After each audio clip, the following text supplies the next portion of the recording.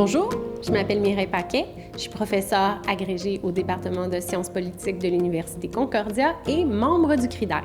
Bonjour, je m'appelle Karine Côté-Boucher, je suis professeure agrégée à l'École de criminologie de l'Université de Montréal et chercheure régulière au CRIDAC. Aujourd'hui, on va vous parler de l'immigration et en particulier des politiques d'immigration.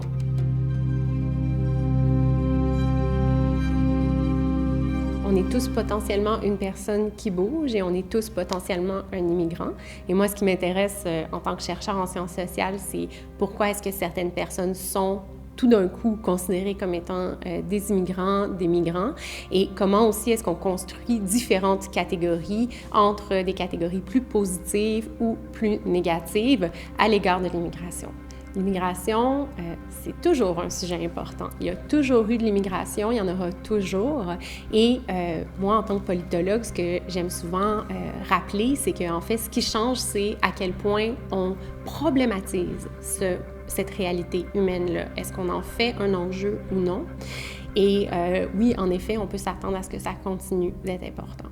Vous savez qu'il y a 7 ans, quand j'ai commencé à enseigner un cours de maîtrise sur l'immigration irrégulière et les frontières, je disais, on est rendu à 57 millions de personnes déplacées forcées dans le monde.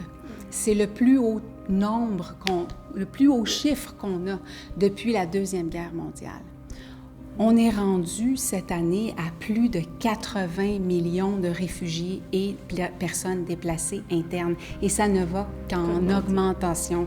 Et donc, on a dépassé depuis 7 ans les taux de migration irrégulière qu'on avait après la Deuxième Guerre mondiale. On est dans une véritable crise migratoire actuellement. Puis, c'est peut-être le temps de commencer à en parler de façon plus relax pour être capable de trouver des solutions collectivement à cette crise.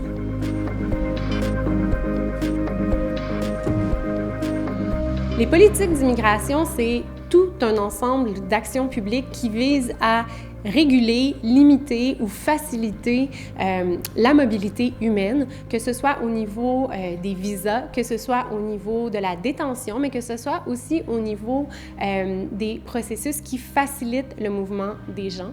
Et souvent, en sciences politiques, on va aussi inclure dans la large catégorie des politiques d'immigration tout ce qui touche aux politiques qui facilitent l'installation et l'incorporation ou l'intégration des immigrants. Ça peut être, par exemple, des cours de langue, ou ça pourrait aussi être des séances d'information sur la nouvelle société.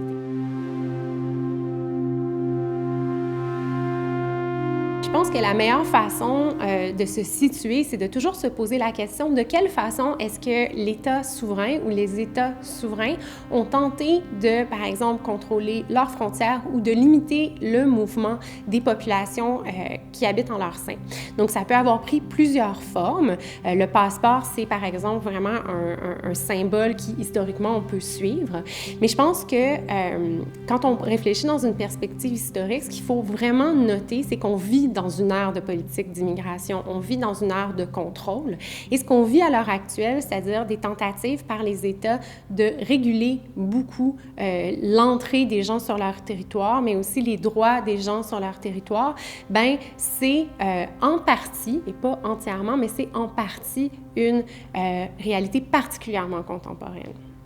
Une des politiques d'immigration qui me frappe particulièrement actuellement, c'est toute la question des travailleurs temporaires et des visas de travail fermés. Il faut se rappeler qu'au Québec, on mange parce qu'on a des gens qui nous proviennent du Guatemala, entre autres, et qui viennent faire des récoltes chez nous. Une de nos collègues, Danielle Bélanger, a étudié ça au Québec récemment. Ces gens-là arrivent avec des visas de travail fermés. Ça veut dire qu'ils ne peuvent pas changer d'employeur. Ils sont payés pour travailler un certain nombre de mois et ensuite retournent à la maison et peuvent éventuellement, s'ils le désirent et si leur employeur le désire, revenir l'année suivante. Un visa temporaire fermé, ça veut dire qu'on est un peu liés à l'employeur, mais de façon peut-être un peu trop exploitable. C'est-à-dire qu'on n'a pas beaucoup de liberté comme travailleur, on n'a pas beaucoup de sécurité comme au niveau de la sécurité, de la santé au travail. Et si on veut changer d'employeur, bien, c'est pas possible. Par exemple, si on veut augmenter notre salaire, améliorer nos conditions de travail, c'est pas possible. Il y a beaucoup de personnes, et particulièrement des militants qui travaillent avec des travailleurs agricoles sur des visas temporaires fermés, qui demandent l'abolition de ces visas fermés. C'est-à-dire qu'on devrait avoir des visas de travail, mais ouverts pour ces personnes-là, pour leur permettre l'exercice de leurs droits comme travailleurs. Ce genre de politique-là, ça nous apprend plein de choses sur les régimes politiques. Ça nous apprend d'entrée de jeu que on vit encore dans une ère de contrôle étatique et que la souveraineté a vraiment des impacts sur la vie et sur même la mort de beaucoup d'humains sur le territoire. Donc, quand on entend souvent ère d'immigration incontrôlée et tout ça, il faut vraiment se rappeler qu'en fait, la réalité, c'est surtout une ère de limitation de la mobilité et que ça a des conséquences vraiment importantes sur la vie de plein d'humains sur la planète. Mais deuxièmement, ce que ça nous apprend, c'est que l'État est très actif par ses politiques d'immigration dans la création de stratification entre les différentes personnes qu'on considère comme étant les migrants.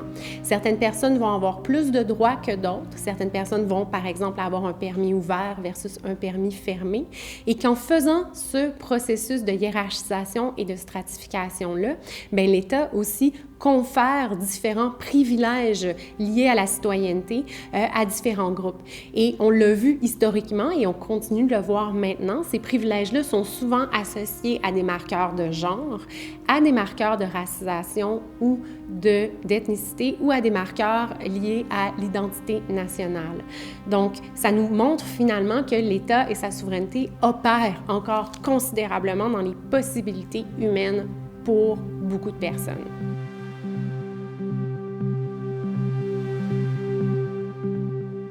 Un grand débat qui est à la fois un débat intellectuel et un débat politique, c'est la question de savoir est-ce que finalement les États doivent limiter l'immigration ou pas. Donc, est-ce que c'est juste d'avoir des frontières? Est-ce que c'est juste d'opérer sa souveraineté de cette façon-là?